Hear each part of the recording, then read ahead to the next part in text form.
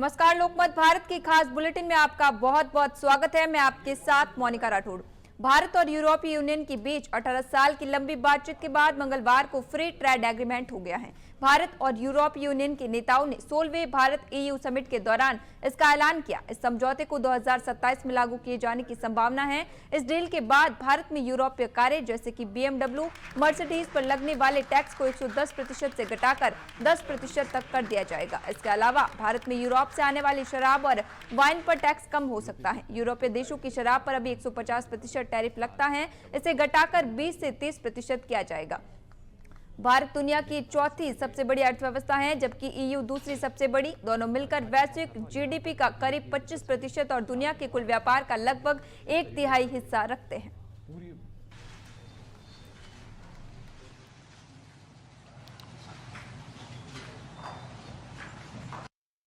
आज भारत ने अपने इतिहास का अब तक का सबसे बड़ा फ्री ट्रेड एग्रीमेंट संपन्न किया है। आज 27 तारीख है। ये सुखद संयोग है कि आज ही के दिन यूरोपियन यूनियन के 27 देशों के साथ भारत ये FTA कर रहा है। यह एक ऐतिहासिक समझौता हमारे किसानों, हमारे छोटे उद्योगों, इसके यूरोपियन मार्केट तक पहुंच आसान बनाएगा, मैन्युफैक्चरिंग में नए अवसर पैदा करेगा और हमारे सर्विसेज सेक्टर के बीच सहयोग को और प्रबल करेगा। इतना ही नहीं, यह FTA भारत और यूरोपियन यूनियन के बीच इन्वेस्टमेंट को बूस्ट करेगा, नई इनोवेशन पार्टनरशिप बनाएगा और वैश्विक स्तर पर सप्लाई चेन को मजबूत करेगा। यूपी में शंकराचार्य का विवाद अब बढ़ता जा रहा है। अब PM मोदी, गृह मंत्री अमित शाह और CM योगी के समर्थन में अयोध्या के GST deputy commissioner Prashant Kumar Singh ने इस्तीफा दे दिया है। उन्होंने कहा, शंकराचार्य का CM पर की गई टिप्पणी से उन्हें बहुत बुरा लगा। इससे मैं आहत हूं। मुख्यमंत्री का अपमान मैं अब बर्दाश्त नहीं कर सकता। उन्होंने कहा, जिस प्रदेश का नमक और रोटी खाता हूं, प्रदेश के वेतन से मेरा परिवार चलता है। अगर उस प्रदेश के मुखिया पर असंसदीय शब्दों का प्रयोग किया जाएगा तो मुझे दर्द होगा। मेरे अंदर भी दिल और संवेदना है, क्योंकि मैं यूपी कर्मचारी नियमावली के तहत बंधा हुआ हूं। दो दिनों से इस पीड़ा को बर्दाश्त नहीं कर पा रहा था, इसलिए राज्यपाल को इस्तीफा भेज दिया है। प्रशांत कुमार सिंह ने इस्तीफा देने के बाद पत्नी से फोन पर बात की, तब वे बेहद भावुक नजर आए। उनका गला रूंध गया और वे अपनी भावनाओं पर काबू नहीं कर सके। मैं सरकार के समर्थन में, मैं आदरणीय प्रधानमंत्री जी के समर्थन में, उत्तर प्रदेश के मुख्यमंत्री आदरणीय योगी आदित्यनाथ जी के समर्थन में सरकार से जो है इस्तीफा दे रहा हूं अपने पद से, क्योंकि मैं आहत हूं। और मुक्तेश्वरानंद जो शंकराचार्य जी ने, जो हमारे प्रदेश के चयनित मुखिया, लोकतांत्रिक व्यवस्था के तहत एक चयनित मुखिया, संवैधानिक व्यवस्था के तहत एक चयनित मुखिया को जो उन्होंने अपशब्द बोला है, उससे मैं मर्माहत हूं। पिछले विगत 2 दिनों से मैं इस पीड़ा को बर्दाश्त नहीं कर पा रहा था और अंततः मैंने आज निर्णय लिया कि जिस प्रदेश की नमक खाता हूं, जिस प्रदेश की रोटी खाता हूं, जिस प्रदेश के वेतन से मेरा परिवार चलता है, यदि उस प्रदेश के मुखिया को जो संवैधानिक तरीके से चुने गए हैं और असंसदीय शब्दों का प्रयोग किया जाएगा तो निश्चित रूप से मुझे दर्द होगा और होना भी चाहिए, क्योंकि मैं उत्तर प्रदेश कर्मचारी नियमावली के तहत बंधा हुआ हूं। मेरे अंदर भी एक दिल है, एक संवेदना है, तो मैं आज आहत होकर के अपने पद से इस्तीफा दे रहा हूं। OMR शीट घोटाला और पेपर लीक के खिलाफ बाड़मेर में युवा लामबंद हो गए हैं। जिला कलेक्ट्रेट के सामने हजारों की संख्या में युवाओं ने प्रदर्शन किया। इसी दौरान हरीश चौधरी, जिला अध्यक्ष लक्ष्मण गोदारा, पूर्व मंत्री हेमाराम चौधरी समेत कई कांग्रेस नेता भी धरने पर पहुंचे। प्रदर्शनकारियों की मांग है कि राजस्थान लोक सेवा आयोग को भंग किया जाए। पिछले वर्षों में हुई सभी भर्तियों की CBI स्तर पर निष्पक्ष जांच की भी मांग उठी। सांसद उम्मीदराम बेनीवाल ने युवाओं को आश्वस्त किया कि उनके हक की आवाज को संसद में उठाकर मजबूत पैरवी की जाएगी। युवाओं ने कई भर्ती परीक्षाओं पर संदेह जताते हुए मांग की, एग्जाम में अनियमितताओं का पता लगाया जाना चाहिए, दोषियों के खिलाफ सख्त कार्रवाई की जाए। उनका आरोप है कि इस OMR सीट में घोटालों से हजारों अभ्यर्थियों का भविष्य प्रभावित हुआ है।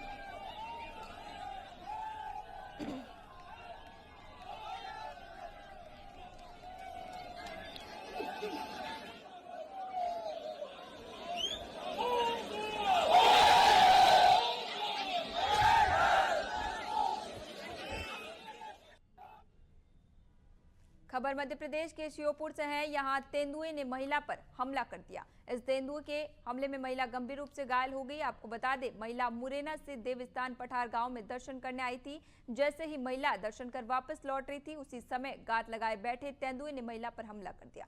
वहीं यहाँ मौजूद लोगों ने पत्थर और डंडों से महिला को तेंदुए के हमले से बचाया, लेकिन महिला इस हमले में गंभीर रूप से घायल हो गई। आपको बता दें, ये घटना ओछापुरा थाना क्षेत्र की है। नहीं जानते पानी भी सामने।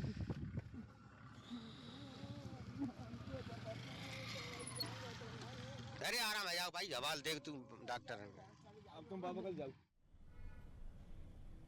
इंदौर में समारोह में हर्ष फायर पर पूरी तरह से प्रतिबंध होने के बावजूद राऊ थाना क्षेत्र में हर्ष फायर के कारण कई लोग घायल हुए हैं, जिसकी जानकारी लगते ही पुलिस द्वारा प्रकरण दर्ज कर आरोपी की तलाश शुरू कर दी गई है। पुलिस के मुताबिक राऊ थाना क्षेत्र स्थित शादी समारोह से पहले माता पूजन के लिए लोग जा रहे थे। इसी दौरान आगरा मालवा से भानु जाट नामक व्यक्ति शादी समारोह में शामिल होने के लिए आया हुआ था, जिसके द्वारा एक हर्ष फायर किया गया और बंदूक की गली में से निकले छर्रे कई लोगों को लगे और इससे कई लोग घायल हो गए, जिन्हें अस्पताल में भर्ती भी कराया गया। मामले की जानकारी लगते ही पुलिस द्वारा तत्काल कार्रवाई करते हुए प्रकरण दर्ज किया गया है और आरोपी की तलाश की जा रही है। ये शादी से पहले 2 दिन पहले एक माताजी का जुलूस निकल रहा था कल राऊ थाना क्षेत्र में, और वो माताजी के मंदिर पे जा रहा था। तो उसी में ये जाट समाज के लोग थे। तो आगर मालवा से इनके कुछ मेहमान आए हुए थे, जिसमें जो नाम आइडेंटिफाई हुआ वो भानु जाट का नाम आइडेंटिफाई हुआ। इनने जो है हर्ष फायर किया उसी जो समारोह के दौरान, और उसमें 3-4 लोगों को छर्रे लगे हैं हर्ष फायर में। तो इसमें कोई भी गंभीर रूप से घायल नहीं है और इनके सभी लोग इलाजरत हैं। खंडवा पुलिस ने अवैध रूप से संचालित एक पटाखा फैक्ट्री में बड़ी कार्रवाई की है। इस फैक्ट्री में सूतली बम बनाए जाते थे। यहां से लगभग 20 क्विंटल सूतली बम और बम बनाने में काम आने वाली बारूद बरामद की गई है। ये फैक्ट्री खंडवा से सटे सिंहाड़ा गांव के पास एक कॉलोनी के सुनसान मकान में संचालित की जा रही थी। पुलिस को लगातार सूचना मिल रही थी कि खंडवा में कई अवैध रूप से सूतली बम बनाए जा रहे हैं। इसी सूचना के आधार पर पुलिस ने अपना खुफिया तंत्र मजबूत किया है। तब शहर से सटे एक कॉलोनी के सुनसान मकाने में सूतली बम बनाने की फैक्ट्री पकड़ी। पुलिस ने यहां से बड़ी संख्या में सूतली बम और इन बमों में काम आने वाले बारूद का कच्चा सामान बरामद किया है। पुलिस इस मामले में और जांच कर रही है। जल्दी ही पूरे नेटवर्क का खुलासा किया जाएगा।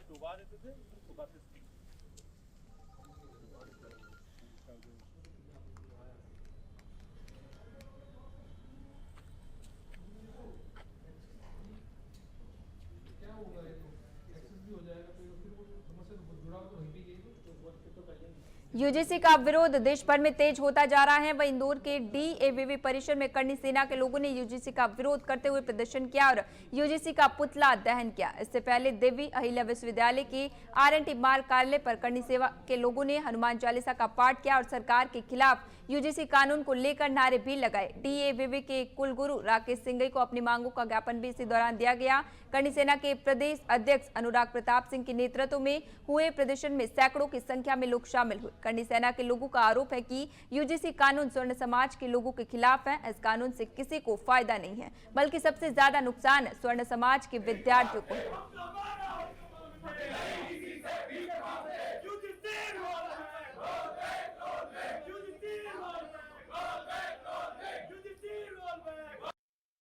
देखिए, इस देश में एक काला कानून, एक भद्दा कानून यूजीसी लागू किया गया है देश की सरकार द्वारा, जो कि आने वाले सवर्ण समाज के लिए एक बहुत बड़ा अभिशाप बनने जा रहा है।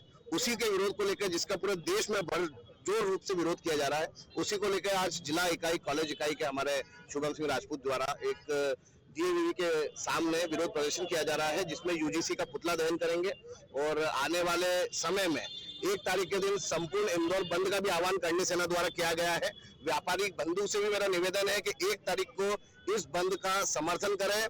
जो भी व्यापारिक बंधु उस दिन व्यापारिक संचालन अपने करते हुए दिखाई देगा, उसे करनी सेना का सामना करने के लिए तैयार रहना पड़ेगा। प्रदर्शन में जय भवानी, मैं किशोर सिंह सिकरवा करनी सेना से संभाग अध्यक्ष हूँ और मैं स्वर्ण समाज से हूँ।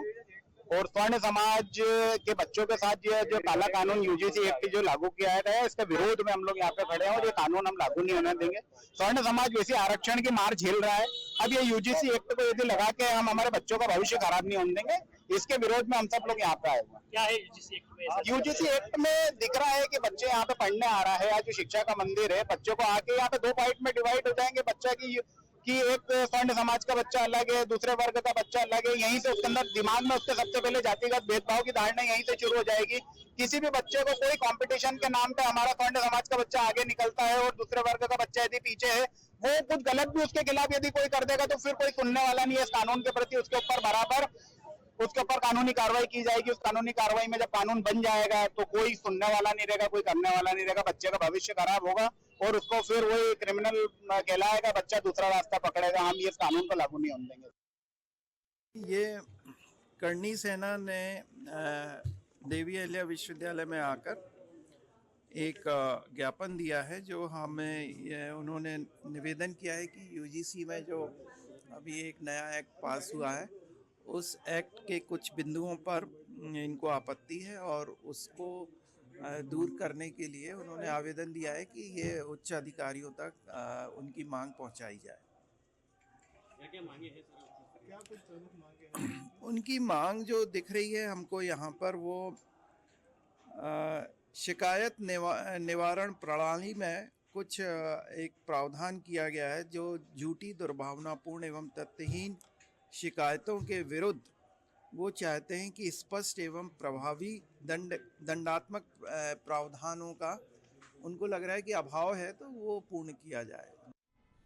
इंदौर के एरोड्रम थाना क्षेत्र में गाड़ी टकराने की मामूली बात को लेकर एक युवक की चाकू मारकर हत्या कर दी गई। मामले में पुलिस ने आरोपियों की तलाश शुरू करते हुए एक आरोपी को भी गिरफ्तार कर लिया है। एरोड्रम थाना क्षेत्र के शुभम पैलेस कॉलोनी में रहने वाले संजय रावत नामक व्यक्ति की हत्या की घटना को अंजाम दिया गया है। बताया जा रहा है कि अपने भांजे के साथ में सामान खरीदने के लिए दुकान पर जा रहे संजय रावत की बुलेट गाड़ी एक्टिवा सवार युवक से टकरा गई थी, जिसके बाद दोनों में विवाद हुआ और देखते ही देखते दोनों पक्ष आमने सामने हो गए थे। ये जो घटनाक्रम है कल रात का छोटा बांगरदा रोड का है, जहाँ पे एक सुपरमार्केट है। वहां पे एक बुलेट गाड़ी आ रही थी जो रॉन्ग साइड से आ रही थी, जिसमें 3 लोग बैठे थे और एक एक्टिवा आ रही थी जिसपे जो एक आरोपी है रितेश नरवरिया वो बैठे थे। बुलेट और एक्टिवा आपस में टकराई। इस बात को लेके दोनों पक्षों में इनिशियल विवाद हुआ। 3 लोगों ने, जो एक लड़का था रितेश, उसकी मारपीट की। तो अपनी मारपीट से आहत होकर रितेश ने अपने दोस्तों को बुलाया और ये जो 3 लोग थे उसमें संजय सिंह रावत, आरव सिंह और रेहांश, संजय ने भी अपने भाई तेजपाल को बुला लिया। तो कुछ देर बाद दोनों तरफ से 4-4, 5-5 लोग इकट्ठे होकर फिर आपस में इनका विवाद दोबारा शुरू हुआ। दोबारा जब विवाद हुआ तो इसमें जो रितेश का दोस्त था मोहित यादव, जिसको रितेश ने घटनास्थल पे फोन करके बुलाया था, उसने चाकू निकाल के संजय की पीठ में चाकू घोंप दिया, जिससे उसकी जो है राइट लंग पंचर हुई थी और राइट लंग की जो इंजरी थी वो क्रिटिकल नेचर की थी। तो जो संजय सिंह रावत है उनने सैकड़ों छात्रों ने मध्य प्रदेश लोक सेवा आयोग कार्यालय के सामने अपने विभिन्न मांगों को लेकर अनोखा प्रदर्शन किया है। उन्होंने पहले नारे लगाए, फिर 2 मिनट का मौन रखा और इसके बाद सरकार की खिलाफत करते हुए सभी छात्र चीख चीख कर रोए। ये छात्र MPPSC के अंतर्गत आने वाली परीक्षाओं के अभ्यर्थी हैं, जो कि अपनी 10 सूत्री मांगों को लेकर पिछले 4 दिनों से धरना प्रदर्शन कर रहे थे। पीड़ित विद्यार्थियों का कहना है कि 4 दिनों से धरने पर बैठे लोगों से कोई ज्ञापन लेने नहीं आया, तो उन्होंने लोक सेवा आयोग के कार्यालय की दीवार पर ज्ञापन चिपका दिया है। उन्होंने कहा कि यदि उनकी मांगे नहीं मानी गई तो आने वाले समय में वे अन्य तरह से आंदोलन करेंगे। सोशल मीडिया व अन्य जो भी माध्यम उस पर युवाओं को जागरूक करने का। कब से प्रदर्शन चल रहा है, किस तरह का प्रदर्शन है और क्यों? पिछले 23 जनवरी से प्रदर्शन चल रहा है, 23 से 27 तक प्रदर्शन जो हमारी मांगे हैं 700 पोस्ट को लेके 87-13 का जो मुद्दा उसको क्लियर करो, साक्षात्कार के अंक 185 से 100 किए जाए और जो होम सेंटर की जो नई मांग जो डाली इन्होंने उसको इन्हीं प्रकार को लेकर कुछ 10 सूत्री जो हमारी मांग है, जो हमने पिछले साल भी 2024 में जो आंदोलन किया था दिसंबर में, वो भी सरकार के सामने, आयोग के सामने रखी गई थी। उन्हीं को हमारी मांगों को पूरा नहीं किया गया। आज भी वही मांगे सेम है, बस उसी को लेकर आंदोलन पिछले 4 दिन ज्यादातर दूसरे विभागों से कंसर्न है और उनको ये पता है कि हमारी मांगे कितनी। उन्होंने कहा आपकी 9 मांगे हैं, हम पूरी करेंगे, तो हमने उन्हें याद दिलाया कि 9 नहीं 10 मांगे हैं। और जब उन्होंने कहा कि ज्यादातर डिमांड्स दूसरे डिपार्टमेंट से कंसर्न है, तो हमने उनको याद दिलाया, हमारे प्रतिनिधि मंडल ने, कि 2 मांगे ऐसी भी हैं जो आयोग तत्काल पूरी कर सकता है। एक है हमारी कॉपी दिखाना, जो 2019 से हमें नहीं दिखाई गई है, मेंस की। और दूसरी डिमांड हमारी होगी कि जो हमें होम टाउन भेजा जा रहा है प्री के सेंटर के। मध्य प्रदेश के इंदौर में एमपीपीएससी कार्यालय के सामने अपनी विभिन्न मांगों को लेकर हजारों की संख्या में विद्यार्थियों ने नेशनल एजुकेशन यूथ यूनियन के बैनर तले बड़ा प्रदर्शन किया है।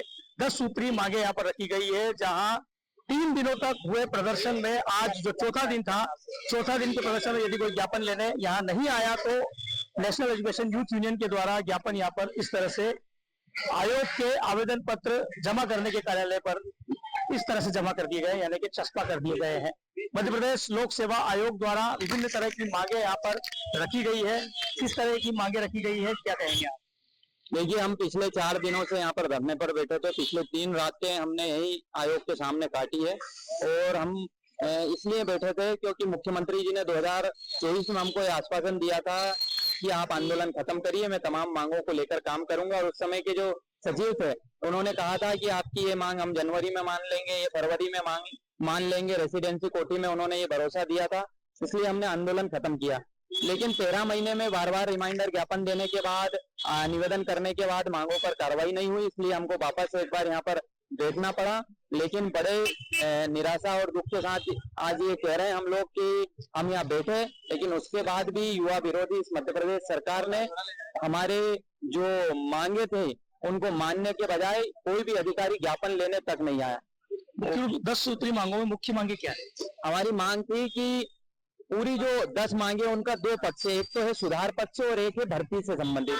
तो हम मांग कर रहे हैं कि जो अलग अलग भर्तियां राज्य सेवा आयोग की, वन सेवा आयोग की, अभियांत्रिकी, जो तमाम भर्तियां एमपीपीएससी आयोग लेता है उनकी संख्या निरंतर घटती जा रही है, जबकि अभ्यर्थियों की संख्या लगातार बढ़ती जा रही है। कॉलेजों में जो एनरोलमेंट हो रहे हैं वो लगातार बढ़ रहे हैं। इसके कारण जो बच्चों को अवसर मिलने चाहिए वो नहीं मिल रहे हैं। हमारे सपने टूटते जा रहे हैं। तो हम कह रहे हैं कि इनकी संख्या आप बढ़ाइए। इतना बड़ा मध्य प्रदेश और उसमें 100-150 पोस्ट दे रहे हैं आप 55 जिले के मध्य प्रदेश में। दूसरा, हम मांग कर रहे हैं कि एमपीपीएससी के अंदर बहुत सारी गड़बड़ झाले घोटाले हो रहे हैं, उनमें सुधार करिए। उसमें से एक ये है कि 2019 से हमारी मेंस की कापियां नहीं दिखाई जा रही। तो आखिर एमपीपीएससी अंदर क्या कर रहा है, क्या घपला घोटाला कर रहा है, हमको हमारी कापियां क्यों नहीं देखने दी जा रही है। दूसरा, इंटरव्यू के मार्क्स से अलग अलग जो आयोग है देश के, उन्होंने इंटरव्यू के मार्क्स से घटाकर 80 से 100 कर दिए हैं, जबकि यहाँ 185 है। तो हमारी मांग है कि 185 से घटाकर साक्षात्कार के नंबर 100 किए जाए। इसके साथ ही जो साक्षात्कार के अंदर जो बोर्ड का चयन होता है, वो बोर्ड का चयन अधिकारी करते हैं। हम चाहते हैं कि वो रेंडम हो, लॉटरी प्रक्रिया के माध्यम से बोर्ड का चयन हो, जिसमें अधिकारियों को पता ना चले कि कौन सा अभ्यर्थी किस बोर्ड के किन अधिकारियों के सामने साक्षात्कार के लिए बैठेगा। ये तमाम मांगे हमारी थी, लेकिन इस युवा विरोधी सरकार ने उन मांगों पे काम करने की बजाय छात्रों को यहाँ पर प्रताड़ित करने का और पुलिस के माध्यम से डराने धमकाने का काम किया। 4 दिन हो गए, आज आपको चिपकाना पड़ा है ज्ञापन। यहाँ पर सरकार के खिलाफ भी नारेबाजी लगी है, अब क्या कदम रहेगा अगला? अगला कदम हम सब लोगों ने यहाँ पर ये संकल्प लिया है कि अब हम सब लोग, हमारे जैसे मध्य प्रदेश में जितने भी पीड़ित हैं, जिनका सपना खत्म करने का काम मध्य प्रदेश की सरकार ने किया, जो गांव गरीब किसान मजदूर के बेटे हैं, जो गांव से निकलकर बड़े शहर में सपना लेकर जाते हैं कि मैं अधिकारी बनूंगा, मैं अपने माँ बाप को अच्छा जीवन जीने का अवसर दूंगा, उन लोगों का सपना इन्होंने खत्म किया। तो ऐसे सब लोगों को हम एक एक करके अपने साथ जोड़ेंगे और एक पूरे मध्य प्रदेश में एक बड़ा ग्रुप बनाएंगे और उसके बाद फिर एक बड़ा आंदोलन मध्य प्रदेश सरकार के खिलाफ हम करेंगे। तो रोजगार की राह में नेशनल एजुकेशन यूथ यूनियन के बैनर तले वैसे तो तमाम तरह से अलग अलग तरह से आंदोलन पूरे वर्ष होते रहते हैं, लेकिन इस बार एमपीपीएससी आयोग के समक्ष छात्र हित में तमाम तरह की मांगों को लेकर 10 सूत्री मांगों को लेकर प्रदर्शन हुआ है। 4 दिन तक प्रदर्शन रहा और आज आगे भी इनके कदम जारी रहेंगे। कैमरा पर्सन जीतू माथुर के साथ सतीश शर्मा, राष्ट्रीय लोकमत। बड़ी खबर मध्य प्रदेश के खंडवा से आ रही है, जहां कोतवाली पुलिस ने शहर के बीचों बीच एक सुनसान मकान में अवैध विस्फोटक फैक्ट्री का पर्दाफाश किया है। पुलिस ने करीब 20 क्विंटल अवैध विस्फोटक सामग्री जब्त की है, जिसकी अनुमानित कीमत 20 लाख रुपए है। मामला शहर के सम्यक गोल्ड कॉलोनी सिहाड़ा रोड पर स्थित एक क्लब हाउस जैसा सुनसान मकान का है, जहां रात के अंधेरे में कुछ लोग अवैध रूप से सूतली बम और अन्य विस्फोटक पदार्थ बना रहे थे। सूचना मिलने पर पुलिस टीम ने तुरंत कार्रवाई की। पुलिस को देखते ही आरोपी अंधेरे का फायदा उठाकर फरार हो गए, लेकिन लेकिन मौके से भारी मात्रा में सामग्री बरामद हुई है। प्रारंभिक जांच के बाद एक कांग्रेस नेता इमरान पिरयानी का इस कारोबार में नाम सामने आ रहा है। साथ ही कॉलोनाइजर पर भी प्रकरण दर्ज किया जा रहा है। बड़ी पुष्ट खबर मिली थी मुखिर द्वारा कि सम्यक गोल्ड नाम का एक अबेंडेंट कॉलोनी है जो सिहाड़ा रोड की तरफ जो खंडवा से जाते हैं तो वहाँ दाहिने तरफ है, वहाँ कुछ संदिग्ध लोगों का आवागमन वहाँ देखा जा रहा है। इस सूचना पर थाना प्रभारी कोतवाली प्रवीण आर और हमारे IPS प्रोफेसर अमित और CSP अभिनव बारंगे की टीम ने मौके पे जाके जब तस्दीक की और वहाँ पर पहुँचे, एक पिकअप गाड़ी वहाँ पे देखी गई जिसमें से 2-3 लोग भागते हुए दिखे। जब पास में जाके इन्होंने चेक किया तो वहाँ काफ़ी बड़ी संख्या में बोरे रखे हुए थे जिसमें सुतली बम रखे पाए गए।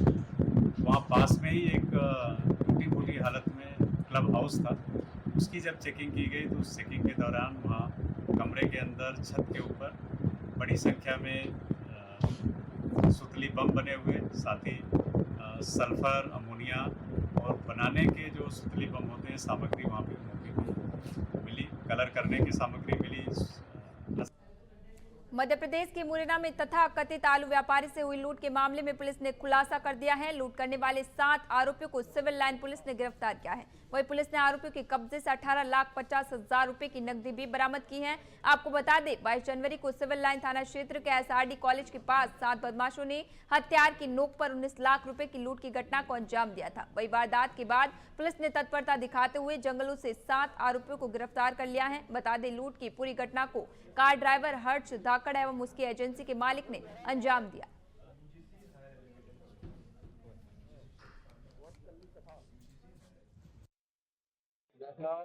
22 तारीख को एक काफी यूनिक घटना घटी थी सिविल लाइन थाना क्षेत्रांतर्गत। इसमें तथाकथित 2 आलू व्यापारियों द्वारा ऐसा बताया गया कि उनसे 18 लाख 19 लाख रुपए की लूट हुई है।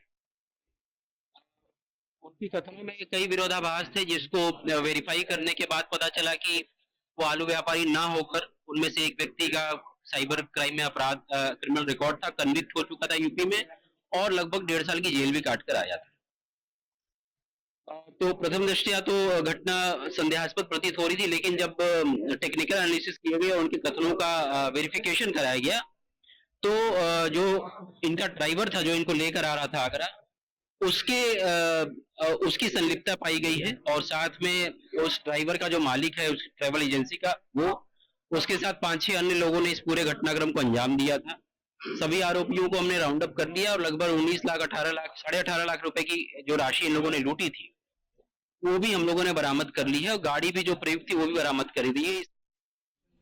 बुरहानपुर के इंदिरा कॉलोनी में कथित अवैध गतिविधियों के एक रैकेट का खुलासा होने से इलाके में सनसनी फैल गई। स्थानीय लोगों की शिकायत पर लालबाग पुलिस ने कार्रवाई करते हुए संदिग्ध हालत में 2 महिलाओं और एक युवक को हिरासत में लिया है। इस कार्रवाई के बाद पूरे क्षेत्र में चर्चाओं का बाजार गर्म है। बुरहानपुर के इंदिरा कॉलोनी के एक मकान में लंबे समय से कथित तौर पर अवैध गतिविधियों का रैकेट संचालित होने की शिकायतें मिल रही थी। स्थानीय रहवासियों का आरोप है कि यहाँ लगातार बाहरी लोगों का आना जाना बना रहता था, जिससे कॉलोनी का माहौल खराब हो रहा था।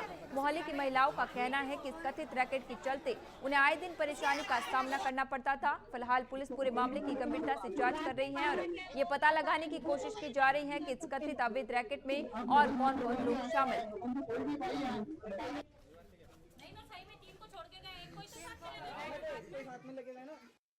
यहाँ आपके मोहल्ले में क्या गतिविधि चल रही है और आज इतनी भीड़ क्यों है, क्या वजह है? लेडीज से बहुत आती है, आदमी आते हैं, लेडीज घर के बाहर नहीं निकल सकते। हम मोहल्ले में होटले पे भी नहीं खड़ा रह सकते, इतना परेशानी चल रही है। आते हैं गाड़ी दरवाजे पे अपना दरवाजा ठोकेंगे, उनके घर आएंगे, अपने को परेशान करेंगे। ये गाड़ियाँ कितनी आती है, दिन भर में गाड़ियाँ चलती रहती है। क्या गतिविधि हो रही है यहाँ पर, क्या ऐसा कुछ बहुत क्या चल रहा है आपने खुद मालूम, अंदर बहुत कुछ चलता रहता है दिन भर। जब ये लोगों की आवाज़ सुनी मैं दौड़ के आया तो पुलिस भी आ चुकी थी। यहाँ पर अवैध रूप से आए दिन गलत काम होते रहते हैं। ये धंधे के लिए हम लोग कलेक्टर ऑफिस तक के शिकायत करवाने के लिए गए और कलेक्टर ऑफिस में कलेक्टर साहब को ज्ञापन देने के बाद पूरे मोहल्ले वालों के साइन करा हुआ कागज आज भी मेरे पास में है। ये मोहल्ला इतना बेकार हो चुका है। महिलाओं की रोक रखा क्या पूरी क्या मामला? ये जो ये मीडियम रहती है यहाँ पे, वो विगत 10-12 सालों से हम उनसे परेशान हैं। इनके 4 बार 5 बार हम लोगों ने लालबाग थाने में भी जा चुके हैं, पूरा मोहल्ला जा चुका है। और ये लेडीज आती है, जेंट्स आते हैं यहाँ पे, वो अंदर क्या काम करते हैं हमको नहीं पता, पर वो आते हैं और यहाँ पे कुछ अवैध चल ही रहा है। ये कम से कम 10 से 12 साल हो गए। पूरा मामला क्यों ये भीड़ जमा एकत्रित हुई है? हम लोग इनसे बहुत परेशान हैं। यहाँ पर आए दिन यहाँ पर काम चलता रहता है। लोग आते हैं यहाँ पर, लेडीज आती है, यहाँ घर में क्या चलता है हमको पता नहीं है। घर में क्या घुसता है, कोई कौन घुसता है, क्या घुसता है। बाकी ये घर है मोमेडियन का, और यहाँ आए दिन लड़के आती है, लेडीज आती है। रोज यहाँ क्या चलता है वो पता नहीं हमको। जेंट्स लोग भी आते हैं क्या इनके साथ? हाँ, जेंट्स भी आते हैं ना, यहाँ गाड़ी सब आते हैं यहाँ पर लोग। क्या नाम है आपका? मेरा नाम विजय शर्मा है। बताया क्या पूरा मामला है, क्यों लोग आपको घेर कर खड़े हुए यहाँ पर? उनका कोई लेडीज आती थी, मुझे मैं मेरे आई थी कपड़े लेके, संडे मार्केट में आई थी कपड़े लेने। मैं खुद उनके हाथ थैली में कपड़े भी है, और वो उनके यहाँ कितने आते हैं जाते हैं, प्राइवेट वाले ऑटो करके बच्चे लेके आती, लेडीज आती है। और ये जब नहीं उन्होंने खुद बोला नहीं, ये पुलिस वाले भी आए थे, किसी ने कॉल करके बताया होगा कि पुलिस वाले भी आए, तो हमको बोला था हमने ऐसे काम से आए, हम हमारे चूड़े लेने और कपड़े लेने, तो वो हमको बोले जान दो तुम चले जाओ। लेडीज चली भी चली गई, मैं भी जा रही थी, इन्होंने मुझे बस पकड़ लिया। संडे मार्केट तो दूर है बोलना है। इंदिरा कॉलोनी में क्या हुआ, एक महिला थी, मुस्लिम समाज की महिला थी, जिसके संबंध में सूचना मिल रही थी कि वो अपने घर पे कुछ अवैध गतिविधियाँ संचालित कर रही है, जिसको लेके कल महिलाएं आई थी इंदिरा कॉलोनी की। तो जिसको जाके फिर क्रॉस वेरीफाई करा था, तो उसमें पाया गया था कि उस महिला के द्वारा अनैतिक व्यापार करवाया जा रहा था कुछ बाहर से महिलाओं को बुलवा के। तो जिसमें फिर उस महिला को पकड़ा था और वहाँ पे एक व्यक्ति भी मिला था, तो फिर उन दोनों के खिलाफ अनैतिक व्यापार के अंतर्गत कार्रवाई करी गई, उस पर अग्रिम कार्रवाई की। सर कितने मतलब सालों से अवैध गतिविधि चल रही थी? अभी कुछ समय पहले सूचना आई थी, तब जाके चेक करा था, तब कुछ मिला नहीं था, लेकिन कल फिर सूचना आई थी तो कल तत्काल जाके चेक करा था, तो कल फिर मिली थी उसमें वहाँ पे उसके कुछ अवैध सामान भी मिला था, जो अनैतिक व्यापार से संबंधित सामान मिला था, तो फिर उसमें कार्रवाई करी गई। सर आपका नाम पर? अमित सिंह यादव, थाना लालबाग। Thank you. इंदौर शहर में पर्यटन और रोमांच को नई ऊंचाई देने के उद्देश्य से इंदौर में पहली बार ड्रीम पैराग्लाइडिंग फेस्टिवल का आयोजन किया जा रहा है। ये फेस्टिवल 31 जनवरी और 1 फरवरी 2026 को आयोजित होगा, जिसमें आसमान में उड़ान भरते पैराग्लाइडर इंदौर वासियों और पर्यटकों के लिए खास आकर्षण होंगे। ये आयोजन मध्य प्रदेश फ्लाइंग क्लब और मध्य प्रदेश पर्यटन विभाग के संयुक्त तत्वाधान में किया जा रहा है। आयोजन को लेकर आयोजित प्रेस कॉन्फ्रेंस में फ्लाइंग क्लब के अध्यक्ष कैप्टन मंदार महाजन सहित पर्यटन विभाग के अधिकारियों ने जानकारी दी है। उन्होंने बताया कि इस फेस्टिवल का मुख्य उद्देश्य इंदौर को एडवेंचर टूरिज्म के प्रमुख केंद्र के रूप में स्थापित करना है और प्रदेश में पर्यटन गतिविधियों को बढ़ावा देना है। यह आयोजन मध्य प्रदेश की प्राकृतिक सुंदरता और साहसिक खेलों की संभावनाओं को भी उजागर करेगा।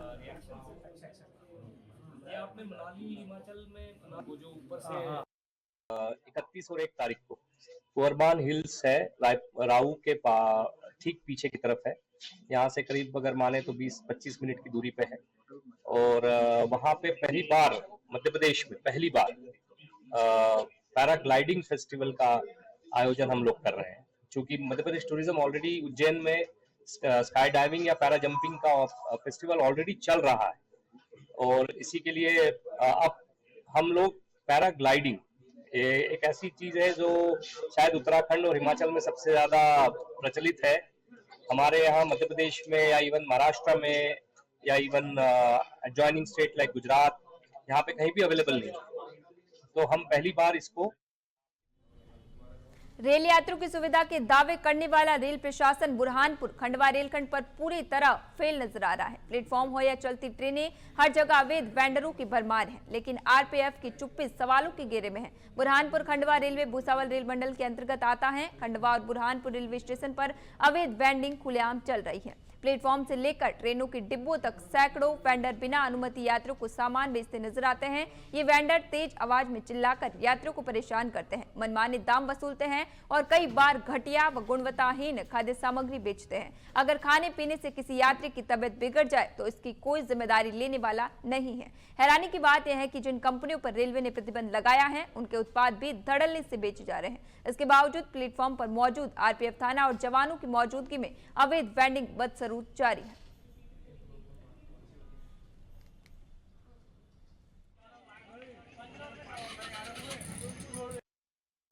देखिए, आपने आज मेरे संज्ञान में लाया कि अवैध वेंडर जो अधिकृत नहीं है, ऐसे लोग रेलवे में आवाजाही करके जो अधिकृत लोग हैं उनके व्यवसाय पर भी इसका दुष्परिणाम हो रहा है। इस विषय में मैं DRM सावल से बात करूंगा और RPF वगैरह सारे संबंधित अधिकारियों से चर्चा करके इनके खिलाफ सख्त कार्रवाई हो और किसी भी प्रकार के अवैध लोग इस व्यवसाय को संचालित नहीं करें। इस पर चर्चा करके और जल्द से जल्द उसके खिलाफ कार्रवाई करने के लिए बात करें। इंदौर शहर में अपनी तरह की पहली झूला रेस्टोरेंट ने जहां शहरवासियों का ध्यान अपनी ओर खींचा है, वहीं अब ये कानूनी मुश्किलों में गिरता नजर आ रहा है। इस रेस्टोरेंट के संचालन के तरीके को लेकर इंदौर हाईकोर्ट ने एक जनहित याचिका दायर की है, जिसमें हवा में शराब और मांसाहार परोसने पर आपत्ति लेते हुए कई गंभीर आरोप लगाए गए हैं। याचिका में मुख्य रूप से शिकायत की गई है कि रेस्टोरेंट द्वारा हवा में लटकते हुए झूलों पर शराब और मांसाहारी भोजन परोसा जा रहा है। याचिकाकर्ता का तर्क है कि इस तरह सरेआम और असुरक्षित तरीके से शराब का सेवन परोसना न केवल सामाजिक मर्यादाओं के खिलाफ है, बल्कि इससे शहर की सांस्कृतिक छवि पर भी प्रतिकूल प्रभाव पड़ रहा है। वही याचिकाकर्ता अतीत रघुवंशी ने सुरक्षा मानकों को लेकर भी कड़ा विरोध जताया है और यह आरोप लगाया है कि ऊंचाई पर स्थित इन झूलों में तकनीकी सुरक्षा की कमी है, जिससे यहां आने वाली आम जनता और विशेषकर बच्चों की जान को बड़ा जोखिम हो सकता है।